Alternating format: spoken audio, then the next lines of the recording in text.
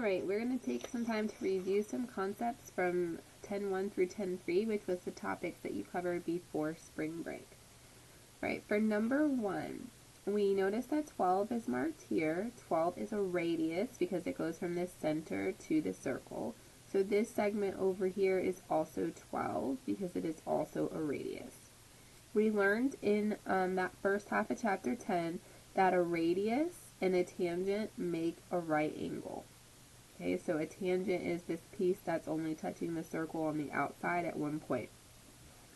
So we have a right triangle. When we have a right triangle and we're trying to find the missing side, we use Pythagorean theorem. This side is 12, so I'm going to say 12 squared because that's like A. Right? A squared plus B squared equals C squared. This missing side I'm going to call X. And then the hypotenuse is going to be 20 for this problem.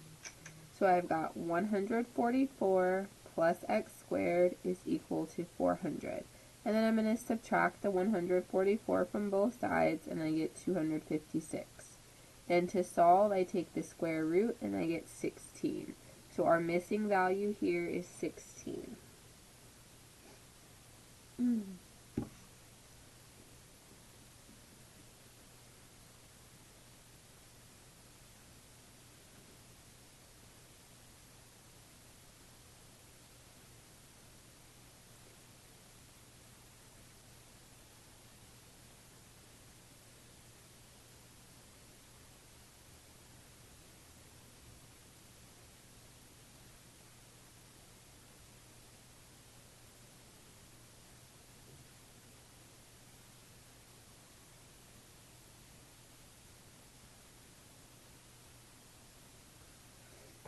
Number 2.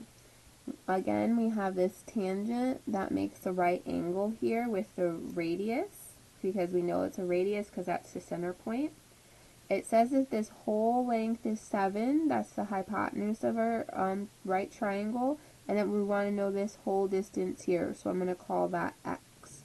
So we've got x squared plus 4.2 squared is equal to 7 squared. Right, so for this one, we're going to need a calculator because we're squaring a decimal. So I have to square 4.2. I get x squared plus 17.64 is equal to 49. And I'm going to have to subtract this from both sides. I get x squared is equal to 31.36. And then to solve, I'd have to take the square root. I get 5.6 for my answer. Number 3, we have this tangent and this radius. And this one's a little bit confusing, I think, because the question mark is only for this spot here. But I'm going to go ahead and solve for this whole side and call this x. So this is going to be like our c value because it's the hypotenuse. We know this side here, so we're going to say 12 squared. I'm going to call that x. X squared is equal to 20 squared. So I have 144 plus x squared is equal to 400, and this actually works out the same as this problem over here. So x squared is 256 and x is 16. So we made x be this whole length here, but the question mark is really just for this little piece. So we want to remember that if the diameter is 16, then we're going to take half of it for our radius. So our question mark here is going to be 8 because it was just this piece. And I know that's not very clearly marked on there. On a test, it would be definitely marked clearer. Okay. Alright, then more practice from this section. We want to label what we know. Okay. We know this length here and this length here is a tangent. When you have tangents that start at the same point, the pieces, those tangent pieces, are congruent to each other. And when something is congruent, that means that they're equal. So we're going to say 6x plus 6 equals 5x plus 13. Alright, so I subtract the 5x on both sides, and I have x plus 6 is equal to 13. And I'm going to subtract the 6 on both sides, and I get x equals 7. Okay, again, on this problem, these two segments are tangents that meet at the same point, so they're congruent, so they equal each other. They're equal. I subtract the 2x, and I get x minus 11 is equal to 1. I add the 11 to both sides and get x is equal to 12. Okay, for number 6. Number 6, you have a chord here, right? This is a chord because the ends are on the circle. And then we have this radius. When the radius and the chord are perpendicular, it splits the chord in half. So this piece would also be 15.5.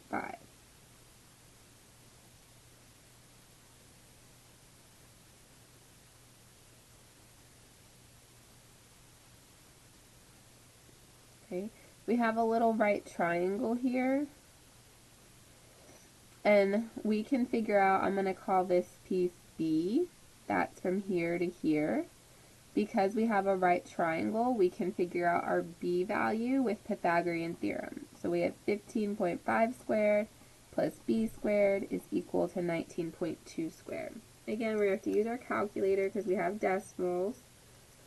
So we've got 240.25 plus B squared is equal to 368.64.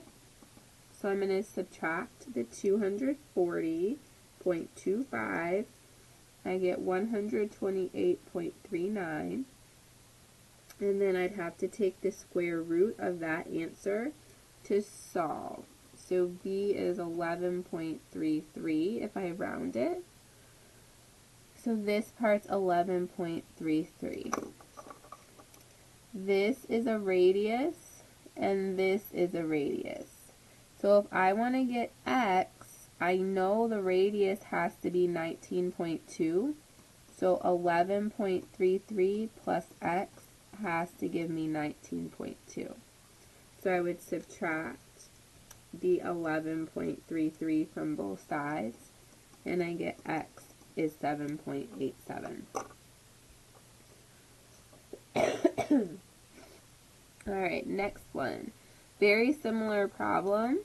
Okay, we have a right triangle here.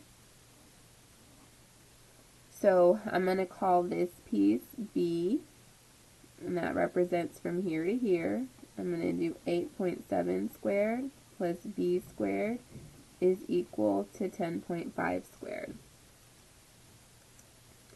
So I've got 75.69 plus B squared. Oops. And 110.25. And then I'm going to subtract the 75.69 from both sides. And then I'll have to take the square root. When I round, I get 5.88. So this is 5.88. Again, just like in the last problem, this is a radius and this is a radius. So 10.5 has to equal x plus 5.88. I wrote 8.5, 8.8. So 10.5 minus 5.88. And that's going to give me 4.62. Alright, lastly, number 8, we've got this radius and this chord, and they make a right angle. So we know the chord is split in half. If it's split in half, those two pieces have to be the same size. So I'm going to subtract x,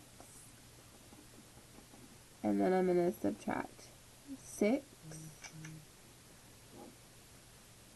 and I get that x is negative 1. It's okay to get x as a negative answer as long as when you plug it in, it makes sense. So if I plugged negative 1 in here, I get that this is 4. And if I plugged -1 in here, I still get a positive 4 for my answer. So it's okay to have x be a negative number as long as when you plug it in, your length is still positive.